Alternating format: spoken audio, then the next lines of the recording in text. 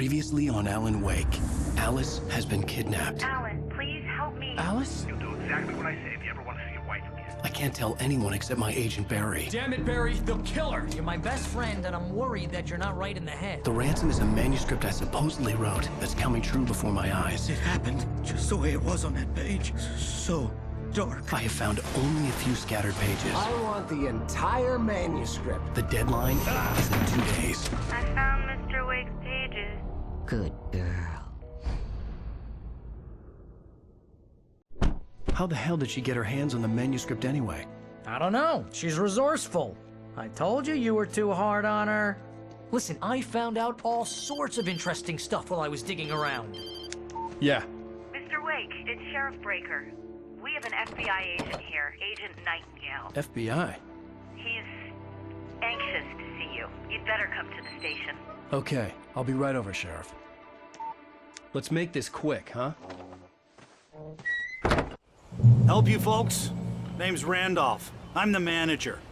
We're looking for Rose. Works as a waitress down at the diner. Rose, sure. Nice girl. Who wants to know? I'm Alan Wake. The writer, huh? I heard on the radio you were visiting. Well, I'll show you her trailer. That Rose, she's a nice girl. Always pays her rent on time. As I was saying, Al, I found all sorts of weird stuff from the local newspaper's archives. This place is crazy. Disappearances, mysterious deaths, urban legends come true, and get this, most of this stuff takes place around Cauldron Lake. Well, you ain't wrong, mister. The Indians thought the lake was a doorway to the underworld. I'm the God-fearing type myself. I don't hold with that sort of thing. Yeah, okay. As a writer, when I'm working on a story, I do like a bit of a guiding structure for it. I mean, there are obviously very different story structures out there. You know, your basic 3-act structure, hero's journey, and all. And I kind of use some of these as a reminder to myself that whenever I kind of run into a problem in the story, then I glance back at these structures if there is any help to be offered.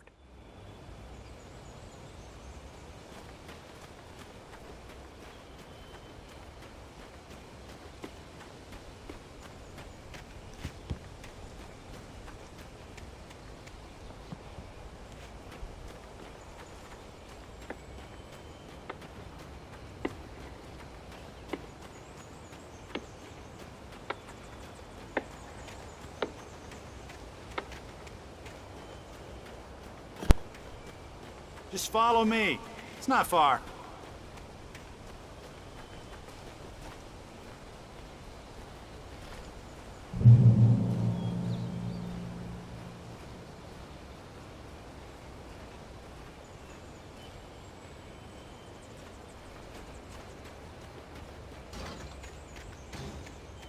Yeah, how about that?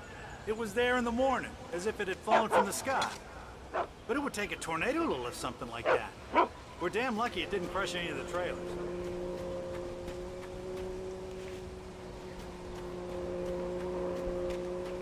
Listen, I got things to do. This place don't run itself.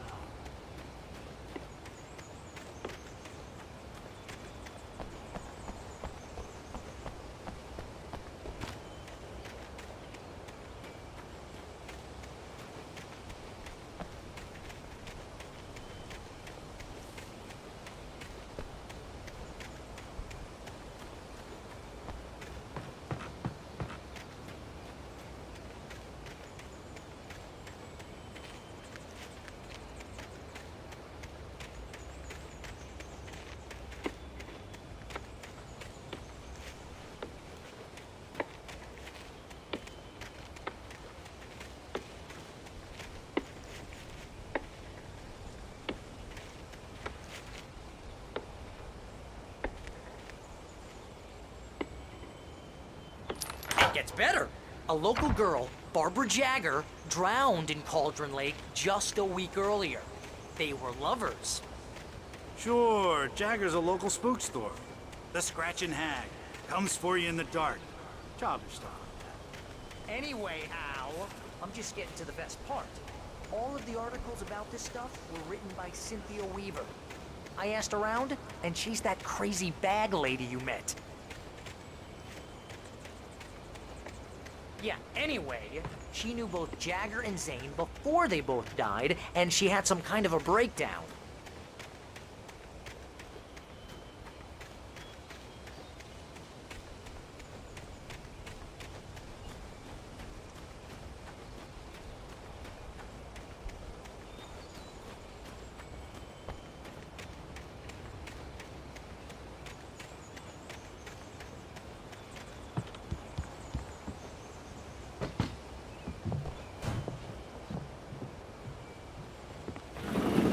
Welcome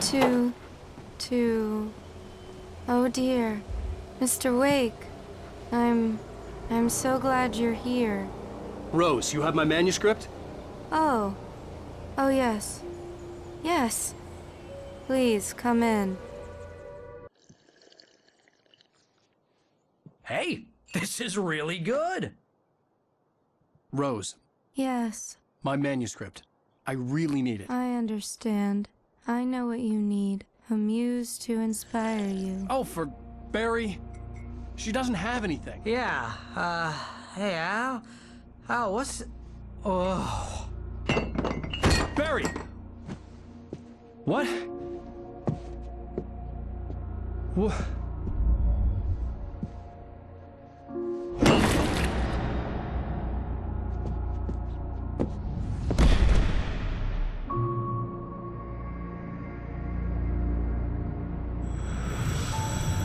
It's coming for you, hiding in my barber's skin. I'm too weak to stop it. You must turn the lights on. I promised I'd come visit you and your lovely wife. You must finish what you started. I insist. You must turn the lights on. Turn the light on. Back to work, boy.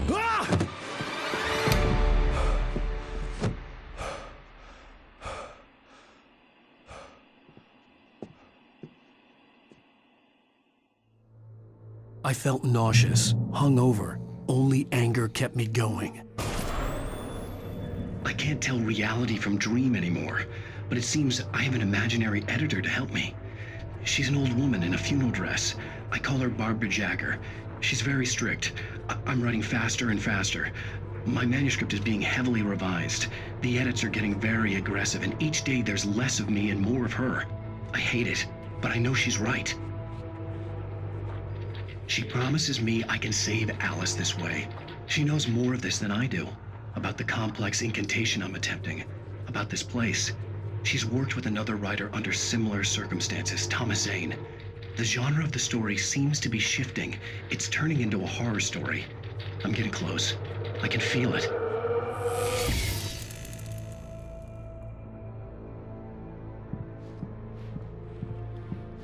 Rose took a day from me. I had less than 12 hours left to meet the kidnapper. All I could do was get Barry into the car, work something out once I got on the road. Welcome to the Oh Dear Diner. What can I get you today? Coffee?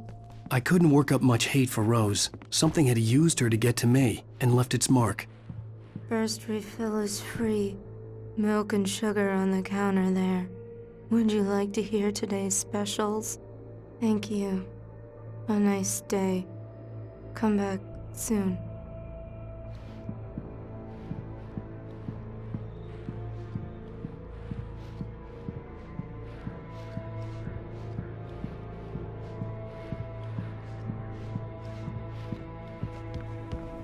My gun and flashlight. Still talking about the structure for the story.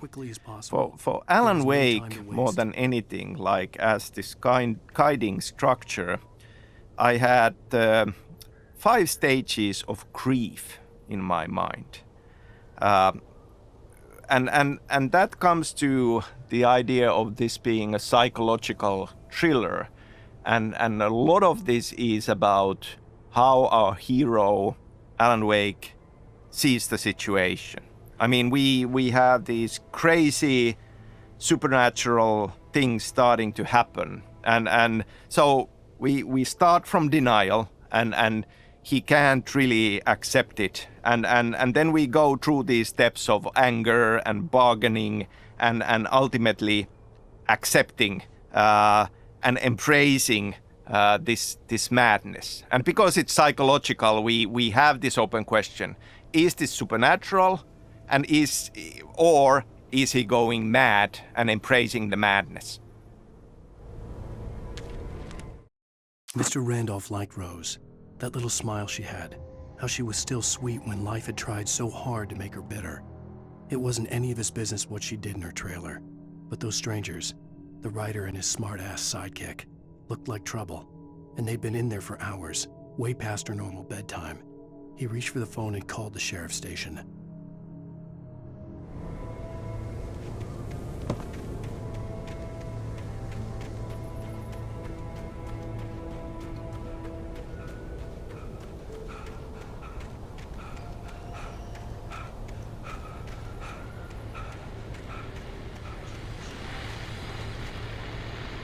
I just stepped outside to catch a breath of fresh air. Let me tell you, the weather's getting heavy.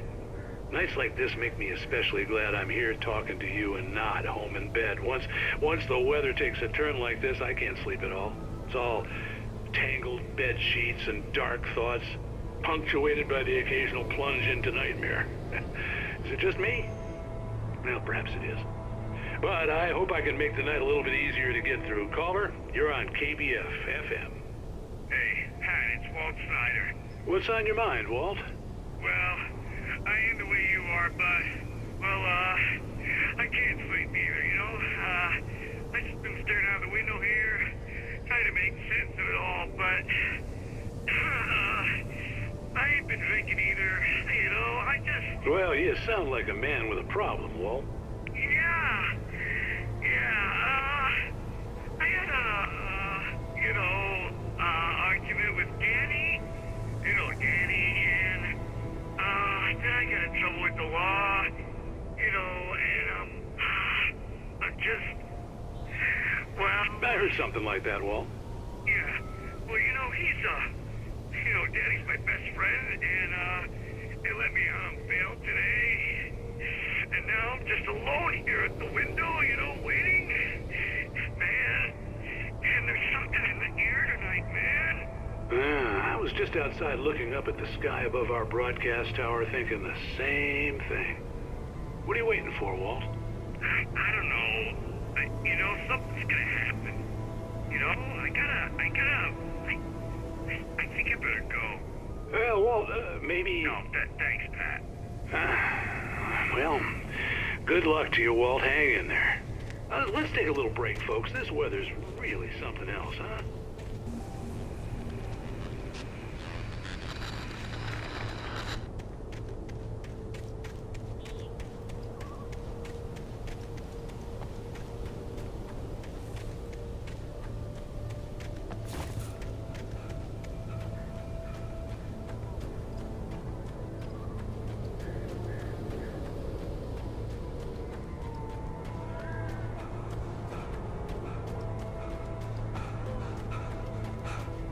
Oh, you're gonna get it now. God knows what you've done to that poor girl. This is Agent Nightingale, FBI! Get him up, Hemingway! You're under arrest! You move a muscle, I'll unload right in your goddamn face! Stay right where you are, Slane!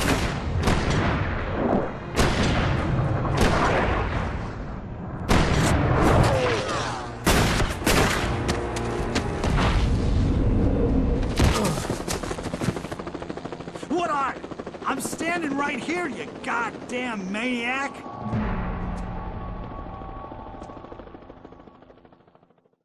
I hated to leave Barry behind, but there was no way I'd miss my appointment with the kidnapper. Give it up, Mr. Wake! Come on! Make it easy on him! Get after him! Don't let him get away! Move it! Move it! Move it! I'll have your shot if you let him get away!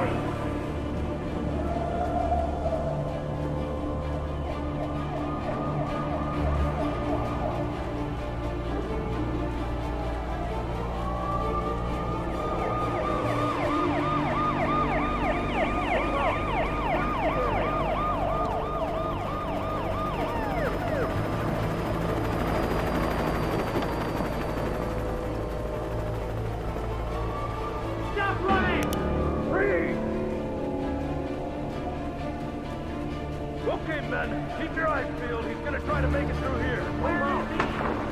Oh, damn. Man out! Wait! Wait! He's out of the way! He's running! God damn it! Where did he go? Out of the way!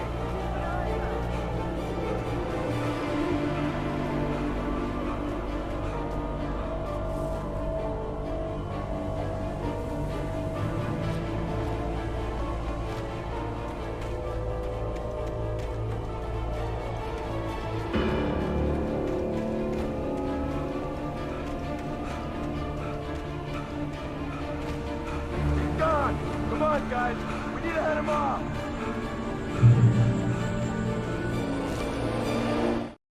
For decades, the darkness that wore Barbara Jagger's skin slept fitfully in the dark place that was its home and prison. It was hungry and in pain. It dreamed of its nights of glory when the poet's writing had called it from the depths and given it a brief, terrible taste of power and freedom. The rock stars had stirred it from the deep sleep the poet had sunk it back to in the end. When it sensed the writer on the ferry, it opened its eyes.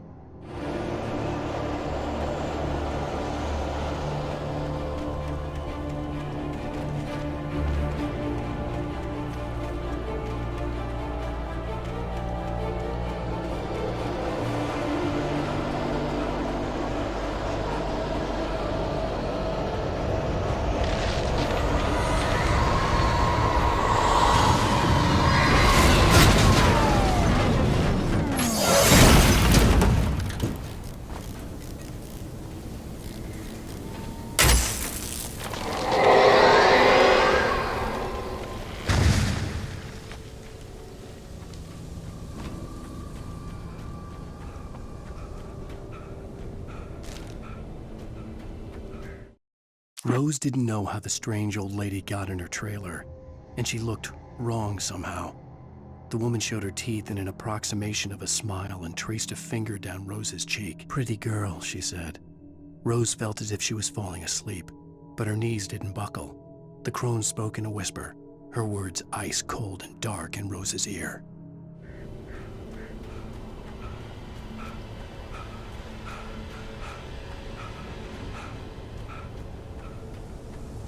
Come in, Agent Nightingale. This is Sheriff Breaker. Over. Nightingale, over.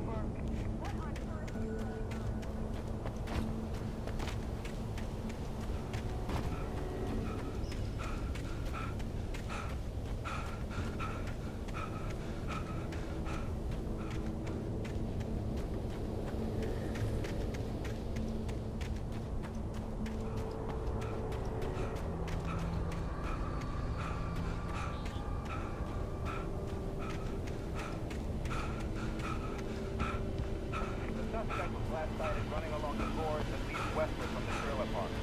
All units are advised the suspect may be armed.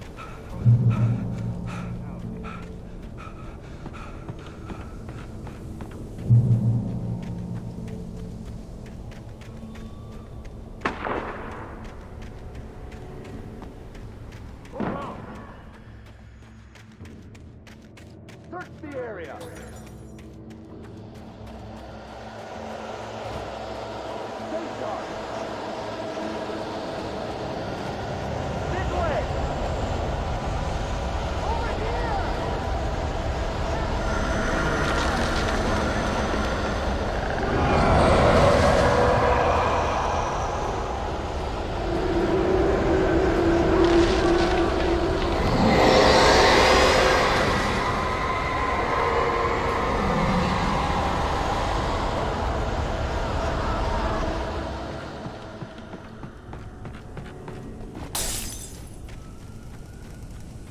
This horror was everywhere I went, circling me.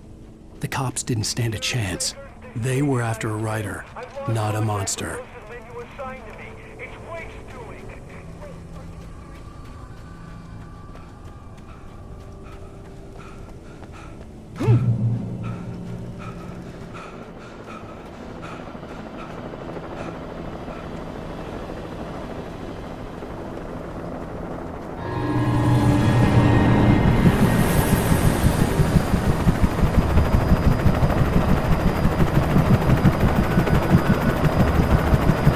you on the ground. Hold it right there. There's nowhere to run. Freeze!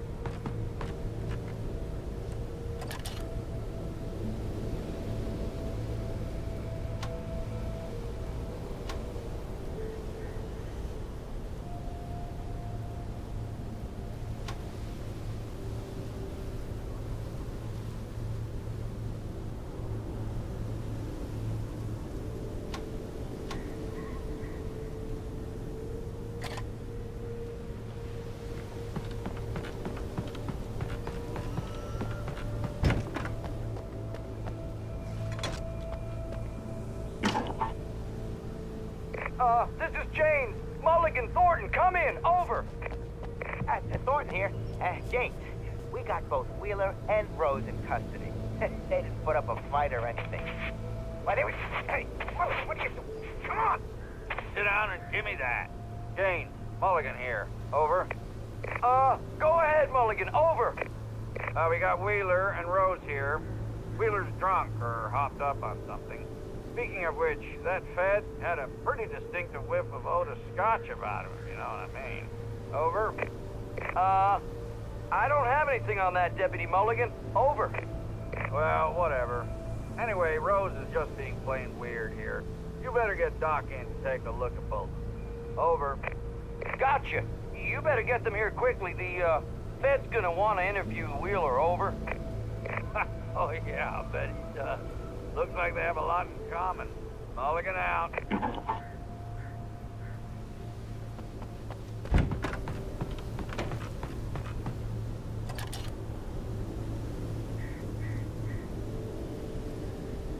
I could see the lights of the radio station in the distance.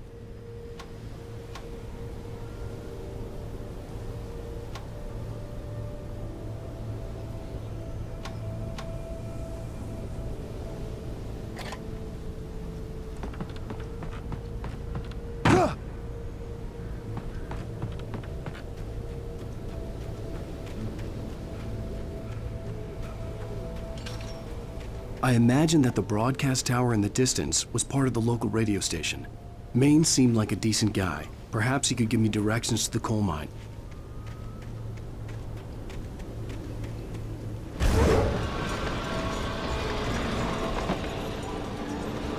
Unnatural shadows clung to the gate. The darkness that was after me was trying to stop me. I wouldn't get through without a light.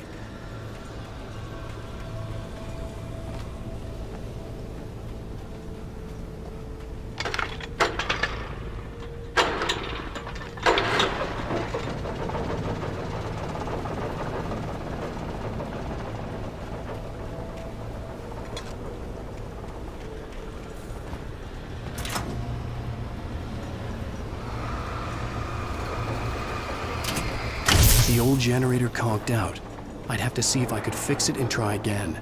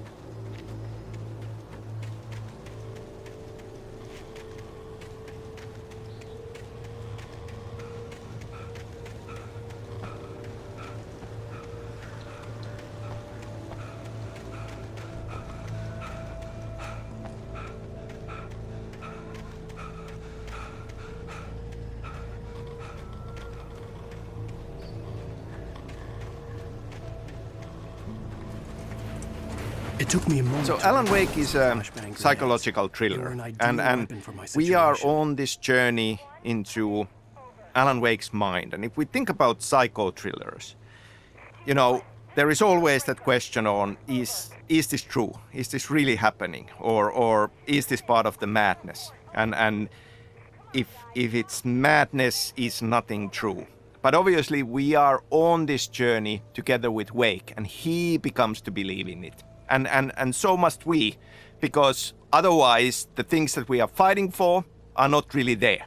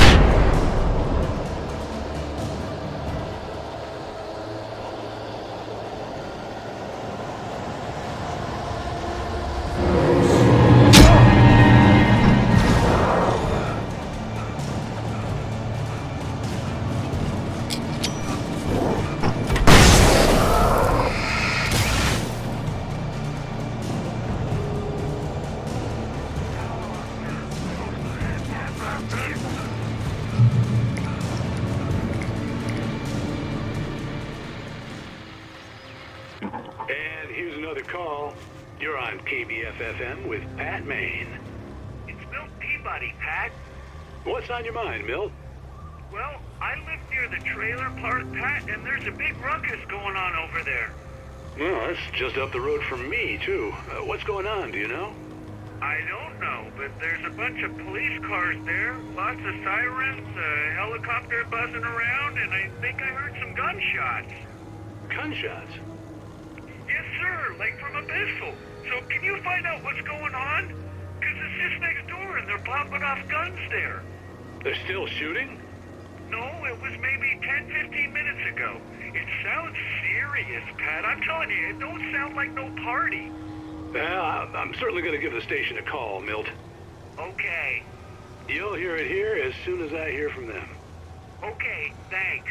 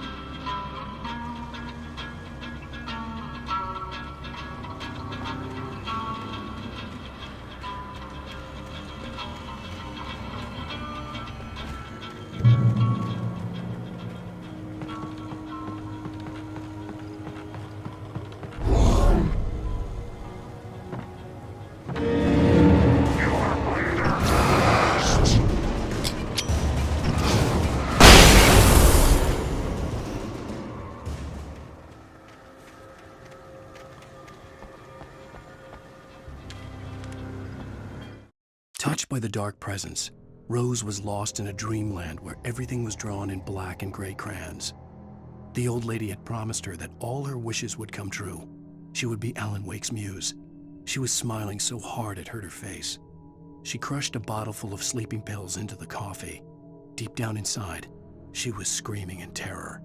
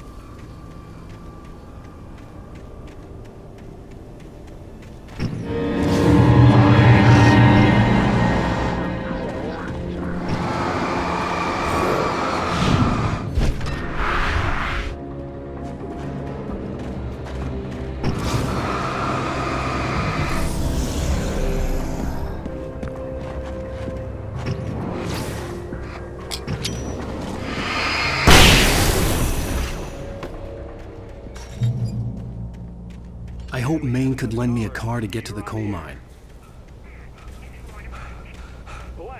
A big theme, obviously, in this thriller is fiction coming true. And a lot of effort from our part writing this was to think about what does that mean and what are the limits.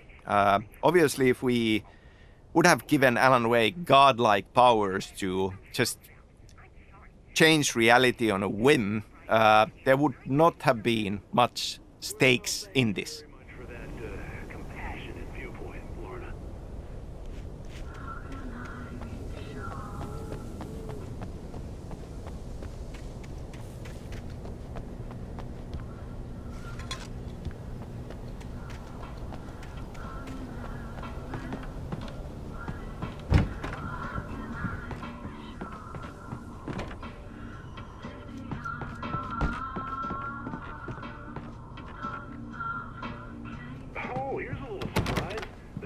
Writer Alan Wake just walked in. Folks, I'm going to see if I can talk him into an interview. Come on in, Mr. Wake.